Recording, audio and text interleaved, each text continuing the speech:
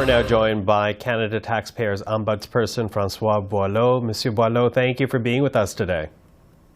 My pleasure. Now, you say that your office received a higher than usual volume of complaints between April 2021 to the end of March 2022. Why is that? Do you understand, do you have an understanding as to why the number of complaints went up? Yes, we do. It's a pandemic. We were dealing with not only the aftermath, because we were still in it, and so all the emergency programs that the government of Canada implemented. Well, that came with a price, and so we received many complaints. It's interesting because we had the Auditor General looking at it from one point of view last week, and I'm looking at it from another point of view. So she looked at it as value for money, but I'm looking at it as a customer point of view. So those who were trying to receive those benefits, but weren't always successful, nor that communications toward them was on time. So 40% of our complaints this year was about pandemic issues.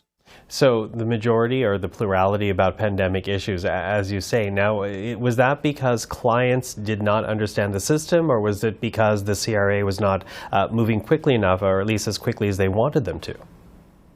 That's correct. It's a second option, and also because the communication wasn't clear. So I'm not suggesting that to the public that the CRA did a poor job in trying to get the money out to people. I'm suggesting that their communication wasn't clear enough. So if you say on a website that it's 4 weeks, and so Canadians expect that it's 4 weeks to wait until you receive those benefits, or at least a confirmation.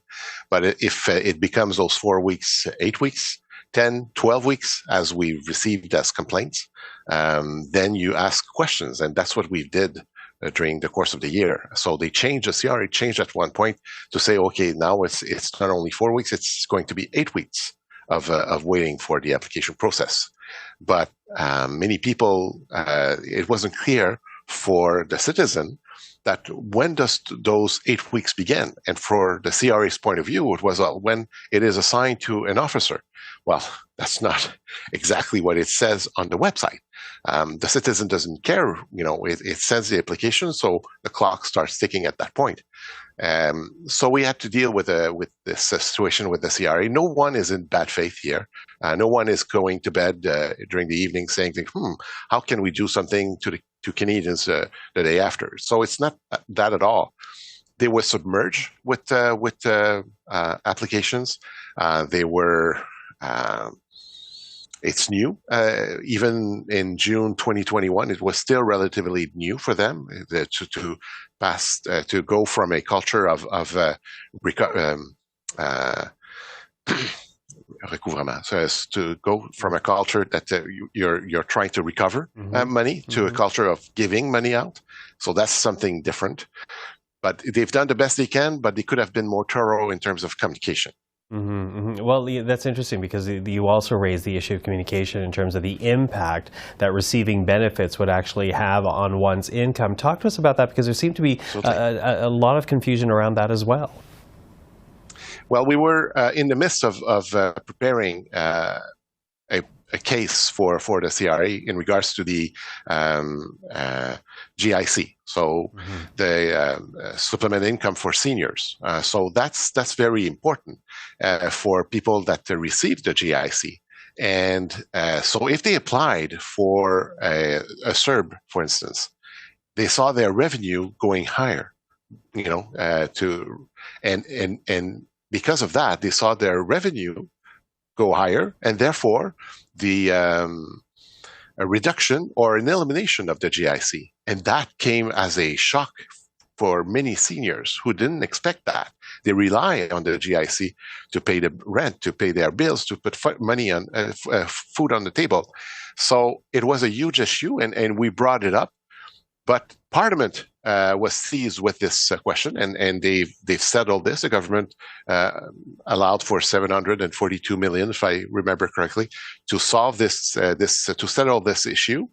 So the GIC that was done, so we spoke about this in our annual report, but we didn't went as thorough with this because it was already settled by Parliament. But the reflection is that it could have happened again. For instance, the new dental plan for low-income citizen, it's the most vulnerable citizen of all that will be able to apply for the new dental plan. Will they see an increase in their revenue and therefore losing other benefits that they would have? So I got the assurance that no, it's not going to happen for them. But we just don't know. So just to make sure that if we do have new programs or new benefits in place, to think about the communication to the client, to say to the client, well, be aware that it may increase your revenue.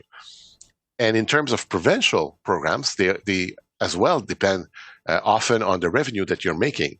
So the declaration that you're making on the T1. So therefore, it's very important to make sure that that people would be aware that if they apply for a program such as CERB, or another program from the federal government, that their revenue could increase and therefore be penalized with other programs that they receive with the provincial or federal. Well, I'm losing time, but you do raise an interesting point here, and I wonder if you could talk about this quickly, because it seems in terms of broad strokes then, what you're looking for is greater communication from CRA to Canadians so that they understand the times as well as the benefits they're entitled to. But also it seems a better tracking system so that Canadians can actually know where their requests are going through. Absolutely, that's exactly it. So to be transparent with the clientele, so that someone would know if they applied for something that may be late. That's fine. Canadians can expect that there could be issues with there was so many demands on the CRA, and that's understandable. People would understand that. What they don't understand is the fact that they're being left a little bit not in the dark. I wouldn't go that far, but that the situation is not clear for them when they can expect to receive an answer. And that's crucially important for Canadians. And also to have access to enter our we're going to be in 2023 very, very soon. And I think it's important for Canadians to receive for instance, a validation code on the same day that you're trying to get something with the CRA, not to wait for the postal office to receive by the post office your code so that you can have access to my account. I think these are things that we can settle quickly. Other banks, major banks, do it. For instance, they have validation the same day as well. So I'm not confusing two issues. So there's a security code and also the validation of your identity. That can be done as well. So take the tools that you need, put it out there for the benefit of the clients. Well, those are your recommendations. We'll be watching to see the response from Parliament Hill. Mr. Boileau, thank you very much for the time today. My pleasure. Thank you.